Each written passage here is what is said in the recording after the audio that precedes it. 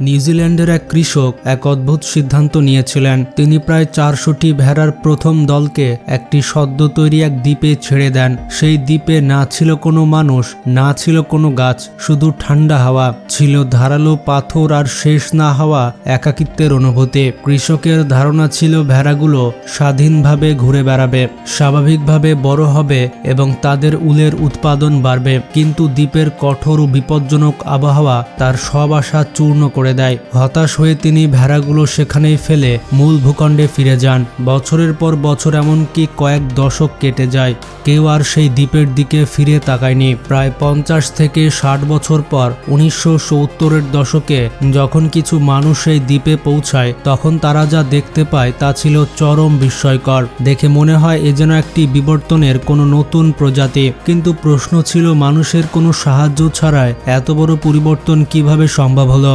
আজকের ভিডিওতে জানতে চলেছে ক্যাম্বেল আইল্যান্ডের ভেড়াগুলোর অনন্য ও শিউরে ওঠা কাহিনী। বন্ধুরা, 1895 সালে নিউজিল্যান্ড সরকার ক্যাম্বেল আইল্যান্ডকে তাদের চারণভূমি লিজ ব্যবস্থায় আওতায় নিয়ে আসে। এর ফলে মানুষ সরাসরি জমি ভাড়া নিয়ে পশুপালনের অনুমতি পায়। সে সময় মেরিনো ভেড়ার উল ছিল বিশ্বের সবচেয়ে মূল্যবান তন্তু। কিন্তু নিউজিল্যান্ডের মূল ভূখণ্ডে জমি ছিল খুবই দামি এবং প্রতিযোগিতা ছিল তীব্র।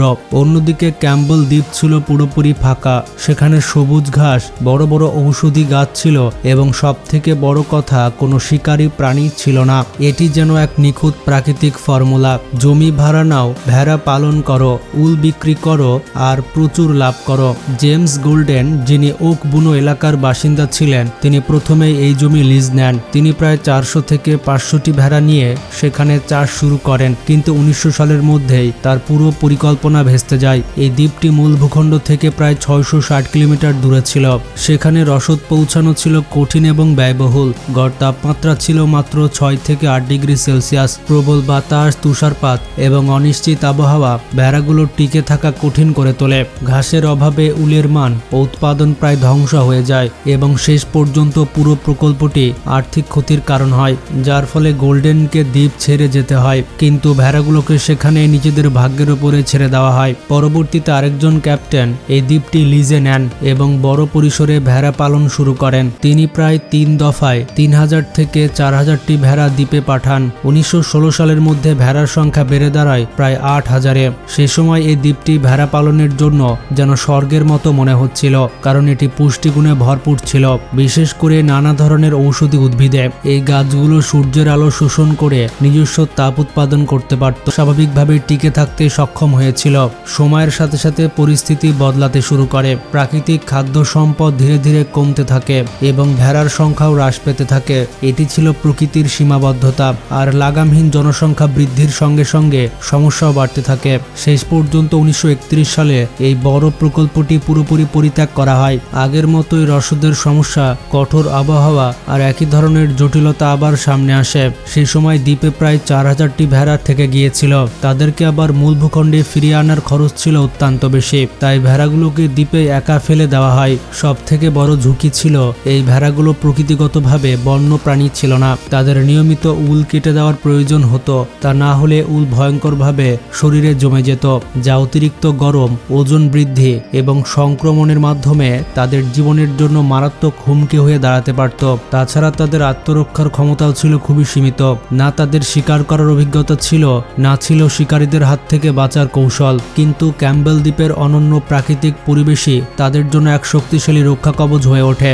উঁচু পাহাড় ও পাথুরে খাড়াই দ্বীপটিকে চারদিক থেকে ঘিরে রেখেছিল, যা বড় শিকারী প্রাণীদের সেখানে পৌঁছাতে বাধা দিত, যার ফলে ভেড়াগুলোর জন্য কোনো বড় শিকারীর বিশেষ হুমকি ছিল না। ক্রমাগত প্রবল বাতাস মাছি, পোকামাকড় এবং অন্যান্য প্রজাতিকে সেখানে টিকে থাকতে দেয়নি। এটি ছিল একটি গুরুত্বপূর্ণ সুবিধা, কারণ এসব পোকামাকড় থেকে সাধারণত সংক্রমণ ছড়ায়, যা উল না কাটার পরিস্থিতিতে বড় সমস্যা হয়ে উঠতে পারত। একইভাবে প্রকৃতি নিজেই ভেড়াগুলোর জন্য এক অপ্রত্যাশিত সুরক্ষা ব্যবস্থা গড়ে তোলে। 1931 থেকে 1970 সালের মধ্যে কোনো মানব হস্তক্ষেপ ছাড়াই ভেড়াগুলো ধীরে ধীরে আবার তাদের সংখ্যা বাড়াতে শুরু করে। এটি ছিল টিকে থাকার এক অসাধারণ দৃষ্টান্ত। যে ভেড়াগুলো কঠোর ও নতুন পরিবেশের সঙ্গে মানিয়ে নিতে পারেনি, তারা দ্রুত মারা যায়। কিন্তু যেসব ভেড়া শারীরিকভাবে শক্তিশালী ছিল, যাদের শরীর ও মস্তিষ্ক নতুন পরিস্থিতির সঙ্গে খাপ খাইয়ে নিতে পেরেছিল, তারাই বেঁচে থাকে এবং বংশবিস্তার চালিয়ে যায়। এভাবে প্রজন্মের পর প্রজন্ম ধরে শুধু টিকে থাকার জন্য সবচেয়ে উপযোগী জিনিসই পরবর্তী প্রজন্মে সঞ্চারিত হতে থাকে। এর ফলস্বরূপ দ্বীপে কেবল সেই ভেড়াগুলো টিকে থাকে যারা ছিল অত্যন্ত সহনশীল, শক্তপোক্ত এবং কঠোর আবহাওয়ার জন্য সব থেকে উপযুক্ত। এটি ছিল এক ধরনের প্রাকৃতিক নির্বাচন যেখানে শুধুমাত্র সর্বোত্তম বৈশিষ্ট্য সম্পন্ন প্রাণীরাই বেঁচে থাকে। বন্ধুরা, প্রায় 40 বছর কোনো মানব হস্তক্ষেপ ছাড়াই ভেড়াগুলো নিজেদের অভ্যাস বদলে সম্পূর্ণভাবে স্বাধীন হয়ে যায়। যে প্রজাতি একসময় মানুষের ওপরে নির্ভরশীল ছিল তারা এখন প্রকৃতির সঙ্গে সহাবস্থান করে এক বন্য জনগোষ্ঠীতে পরিণত হয়। একেই বলে সার্ভাইভাল অব দ্য ফিটেস্ট। ভেড়াগুলোর জীবনযাপন, আচরণ, এমনকি শারীরিক গঠনও বদলে যায় এবং তারা পুরোপুরি বন্য প্রাণীর মতো হয়ে ওঠে। এরপর 1975 সালে যখন বিজ্ঞানীরা সেখানে পৌঁছান তখন তারা এক অবিশ্বাস্য দৃশ্য দেখেন। ভেড়াগুলোর শারীরিক গঠন সম্পূর্ণ বদলে গিয়েছিল। তাদের পা লম্বা হয়ে গিয়েছিল এবং তারা মাথা উঁচু করে চলাফেরা করত। ঠান্ডা ও প্রবল বাতাস সহ্য করার জন্য তাদের উল হয়ে উঠেছিল অত্যন্ত মোটা এবং শক্ত। শক্ত উদ্ভিদ খাওয়ার ফলে তাদের চোয়ালও আরও শক্ত ও কিছুটা বাঁকানো হয়ে গিয়েছিল, যা কঠিন গাছপালা চিবাতে সাহায্য করত। এমনকি মানুষের কোনো সহায়তা ছাড়াই তারা শরীরে অতিরিক্ত জন্মানো উলগুলো ঝরিয়ে ফেলার সক্ষমতাও অর্জন করেছিল। আর সবচেয়ে বিস্ময়কর বিষয় ছিল নতুন জন্ম নেওয়া ভেড়ার বাচ্চাগুলো মাত্র কয়েক মিনিটের মধ্যেই হাঁটাচলা শুরু করে দিত। এটা ছিল একেবারে খাঁটি বন্য টিকে থাকার স্বভাব, যা তাদের জন্মগতভাবে পরিবেশের সঙ্গে দ্রুত খাপ খাইয়ে নিতে সাহায্য করত। প্রকৃতি তাদের সম্পূর্ণ নতুন এক ধরনের বন্য প্রাণীতে রূপান্তরিত করে দিয়েছিল। তারা পুরোপুরি বন্য এবং পরিবেশের সঙ্গে মানানসই এক নতুন প্রজাতিতে পরিণত হয়েছিল। নিউজিল্যান্ড সরকার এবং মেরিন বিজ্ঞানীরা আরেকটি অবাক করা বিষয়টি লক্ষ্য করেন। তারা দেখেন এই ভেড়াগুলো স্বাভাবিকভাবেই যে উলগুলো ঝরিয়ে দিচ্ছিল সে উল নষ্ট হচ্ছিল না, বরং দ্বীপের ঘন ঝোপঝাড় আর পাথুরে খাঁজে আটকে থেকে নিরাপদে জমা হচ্ছিল।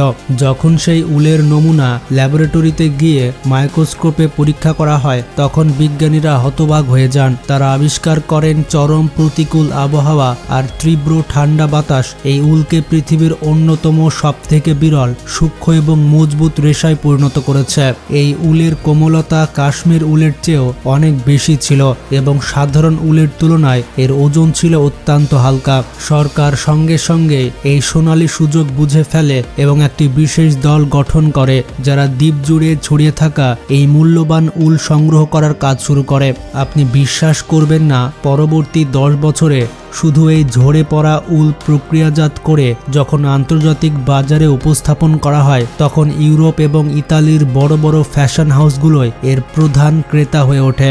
এগুলো থেকে এত বিপুল পরিমাণ অর্থ উপার্জিত হয় যে আগের কয়েক দশকের সব আর্থিক ক্ষতি পুরোপুরি ক্ষতিপূরণ হয়ে যায়। এটাই ছিল সেই সাদা সোনা যাকে একসময় মানুষ ব্যর্থতা আর অসহায়তার প্রতীক ভেবে ফেলে রেখে পালিয়ে গিয়েছিল, কিন্তু প্রকৃতি সেটিকে আগলে রেখেছিল এবং পরে সুদসহ মানুষকে ফিরিয়ে দিয়েছিল। এই উলের চাহিদা এতটাই বেড়ে যায় যে এটি নিউজিল্যান্ডের অর্থনীতির জন্য একবারে অপ্রত্যাশিত লটারিতে পরিণত হয়। আজও এই দুর্লভ উল দিয়ে তৈরি কোট এবং পোশাক বিশ্বের সব থেকে দামি দোকানগুলোর শোভা বাড়িয়ে চলেছে। তো আজকের ভিডিও এ পর্যন্তই। ভিডিওটি সম্পর্কে মতামত থাকলে কমেন্টে জানাতে পারেন।